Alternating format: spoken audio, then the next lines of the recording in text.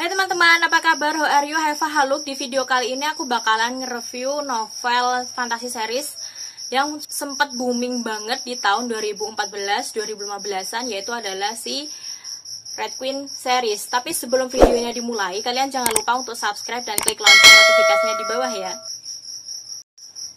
Sejujurnya aku tuh udah pernah nge-review si Red Queen aja. Waktu channel itu baru pertama muncul dan aku tuh belum bisa nge-review gitu. Jadi kalau kalian penasaran, tonton aja sendiri ya. Alasan aku baca buku ini tuh sebenarnya simple. Atau lagi mau baca apa, so aku tuh lihat rak gitu kan. Terus lihat Red Queen. Kayaknya kalau reread boleh lah. Aku pengen lebih tahu gimana sih ceritanya Red Queen, dan akhirnya keterusan untuk ngelanjutin si buku-buku yang lainnya. Oh ya, sebelum videonya dimulai, aku tuh mau bilang kalau aku tuh benci banget sama series ini, tapi tuh aku nggak bisa berhenti baca si buku series ini. Walaupun sebenarnya tuh aku udah lumayan nggak suka sama series ini tuh dari buku keduanya, tapi entah kenapa aku tuh nggak bisa berhenti buat baca dan terus penasaran gimana sih kelanjutannya kisah si Mare, Cal sama Maven ini. Red Queen series ini tuh memiliki genre fantasi distopia. Di dalam ceritanya, manusia itu dibedakan menjadi dua golongan yang dilihat dari warna darah mereka, yaitu perak dan merah. Perak adalah kaum raja dan antek-anteknya, dimana mereka itu memiliki kekuatan yang bisa mengendalikan api, angin, air, logam, dan lain-lain sebagainya. Kayak avatar gitu. Sedangkan si kaum merah adalah orang-orang tertindas yang gak punya kekuatan, dan orang-orang yang intinya orang-orang yang diperbudak gitu. Pada suatu hari itu ada seorang merah bernama Mareboro yang bertemu dengan Pangeran Cal. Sampai akhirnya dia itu dipekerjakan di istana, dan di dalam istana tuh dia mengalami satu kejadian yang membuat dia tuh hampir mati. Namun karena kejadian itu, dia itu membangkitkan sesuatu yang seharusnya tuh gak ada di kaum merah, yang membuat dia dijuluki sebagai Red Queen. Menarik kan ya? Oke, mari kita bahas si buku Red Queen ini tuh dari buku pertamanya. Buku pertamanya adalah Red Queen. Aku tuh suka banget sama buku ini, jatuh cinta. Walaupun udah 2 kali aku baca tuh, aku tetap merasa nggak pernah baca buku tuh sebagus si Red Queen. Si buku pertamanya tuh konfliknya jelas, alurnya juga padat. Kayak ada konflik eksekusi, penyelesaian, ada konflik baru. Kalau belum ada penyelesaiannya ya ada konflik lagi yang lebih ruwet, dan menurutku itu bagus banget. Kayak alurnya tuh cepet banget, dan konfliknya itu banyak banget gitu di dalamnya, yang buat aku tuh kayak oke, aku nggak pernah baca novel seruwet ini, dan hal itulah yang membuat aku penasaran untuk ngelanjutin si Red Queen ke buku selanjutnya. Sedangkan tuh buku keduanya sendiri tuh aku merasa kurang puas gitu, karena di buku keduanya tuh aku merasa membaca banyak keluhan hidup dari pemeran utamanya, dan merasa pemeran utamanya tuh kurang bersyukur gitu. Apalagi penulis itu membunuh karakter kecintaanku, yaitu Shadeboro, kakaknya Mariboro. Terus aku juga merasa si karakter utamanya itu Mare itu banyak mengambil keputusan bodoh yang pada akhirnya tuh membahayakan banyak orang gitu.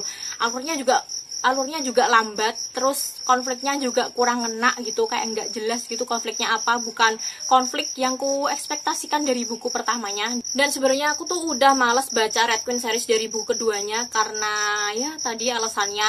Tapi tuh aku penasaran si karakternya itu akan berubah kayak gimana lagi gitu kan.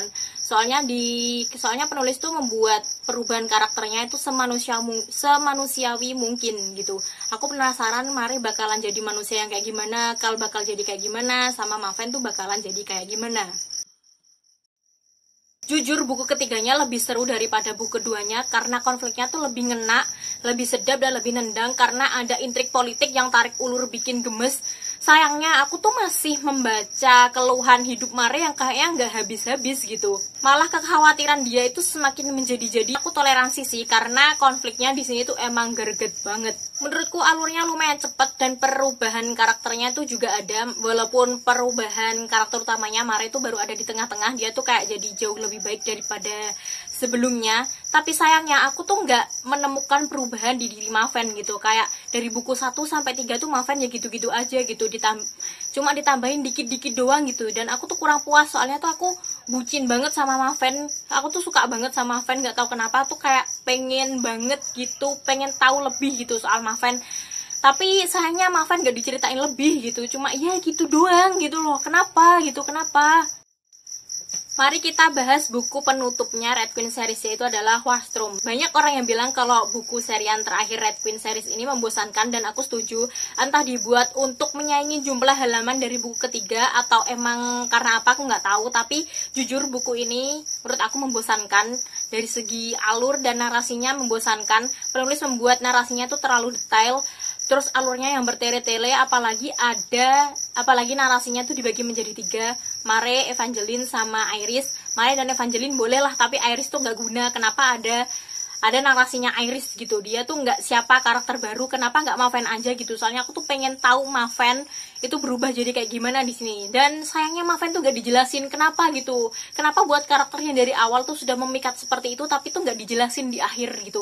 Ya emang sih ada narasi bonus khusus Maven sama Kal, tapi itu cuma dikit banget gitu, cuma beberapa bab, dan aku tuh kurang puas gitu. Ceritanya bolehlah seputar perang yang lebih semakin bergejolak, cuma sayangnya buku ini tuh cerita perangnya tuh nggak sedetail buku ketiga gitu, nggak sebagus buku ketiga, dan kadang perangnya tuh di-cut di tengah-tengah gitu, dan itu buat aku tuh kurang seru gitu. Kenapa gitu loh, kenapa?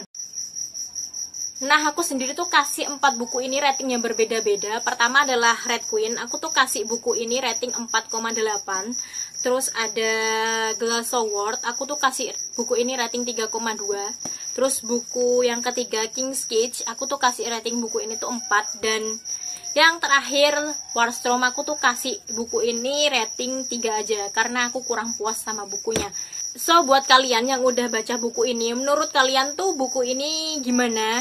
Kalian kasih rating berapa? Tolong kasih tahu aku di kolom komentar. Mungkin itu aja reviewnya, agak mengecewakan, mohon maaf. So, see you next video guys, bye-bye.